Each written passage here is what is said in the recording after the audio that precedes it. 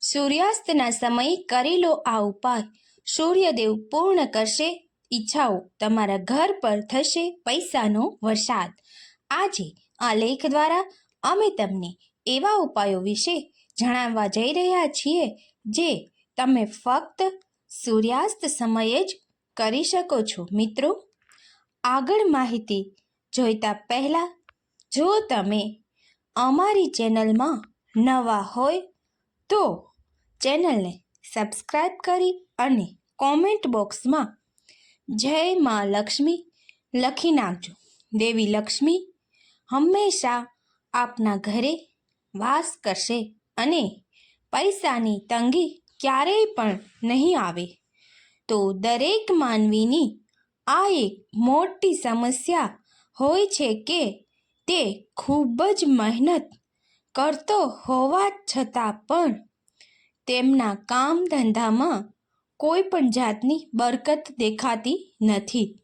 મિત્રો, આ બધી બાબતોનું એક મોટું કારણ વાસ્તુના નિયમો છે.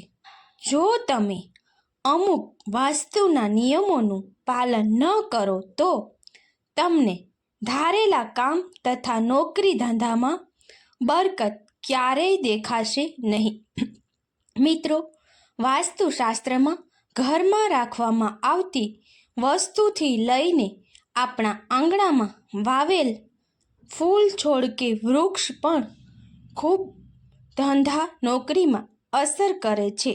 માટે વાસ્તુના નિયમો અને ઉપાયોનો ચોક્કસ અમલ કરવામાં આવે તો કોઈ વ્યક્તિ જીવનમાં દુઃખી થતો નથી. પછી ભલે વાસ્તુ દોષ હોય કે પિતૃદોષ હોય તો પણ ચાલો અમે તમને જે ઉપાય જણાવવા જઈ રહ્યા છીએ તે ખૂબ જ સરળ છે અને જો તમે ઈચ્છો છો તો તમે તેને દરરોજ સૂર્યાસ્તના સમયે સરળતાથી કરી શકો છો.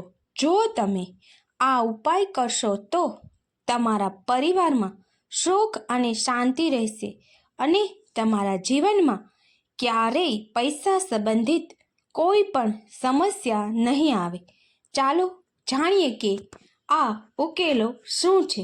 તમને જણાવી દઈએ કે જેમ તમે સવારે સૂર્યોદયના સમયે સૂર્યને જળ અર્પણ કરો છો તેવી જ રીતે તમારે સાંજના સમયે સૂર્યાસ્તના સમયે જળ અર્પણ કરવું જોઈએ.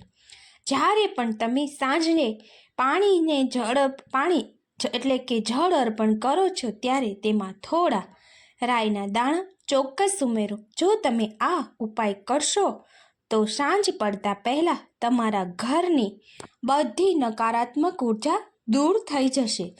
સાંજે સૂર્યદેવને જળ ચઢાવ્યા પછી સૂર્યદેવ માટે ધૂપ પ્રગટાવો અને તમારા મનની તમામ ઈચ્છાઓ સૂર્યદેવને જણાવો અને ધૂપ સૂર્યદેવ તરફ ફેરવો અને ત્યારબાદ આ ધૂપ તમારા ઘરમાં તુલસીના છોડની પાસે રાખો. જો તમે આ ઉપાય અપનાવશો તો તમારી બધી ઈચ્છાઓ પૂર્ણ થશે. સાંજે સૂર્યદેવને વિદાય આપવા માટે ટેરેસ અથવા બાલ્કની પર દીવો પ્રગટાવો. આ દીવો સૂર્યદેવના સન્માન માટે અને તેમનો આભાર માનવા માટે પ્રગટાવવામાં આવે છે. જ્યારે પણ સૂર્યદેવને આ વાતની ખબર પડશે ત્યારે તેઓ ચોક્કસ તમારા પર ધ્યાન આપશે અને તમને સૂર્યદેવના આશીર્વાદ પ્રાપ્ત થશે. મિત્રો, આશા રાખું છું આપને આ માહિતી પસંદ આવેલ હશે. જય શ્રી કૃષ્ણ, જય માતાજી. મિત્રો, આભાર. ચેનલને સબસ્ક્રાઈબ કરજો મિત્રો.